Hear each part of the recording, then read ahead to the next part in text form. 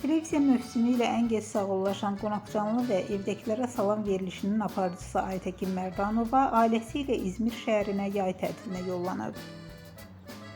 Kuşadasında dincələn aparıcı tətildən şəkillərini sosial mediada yayımlayıb. Qeyd edək ki, aparıcının verilişləri avqust ayına kimi davam edib. Digər kanallarda isə əksər verilişlər iyun ayında mövsüm finalı edib.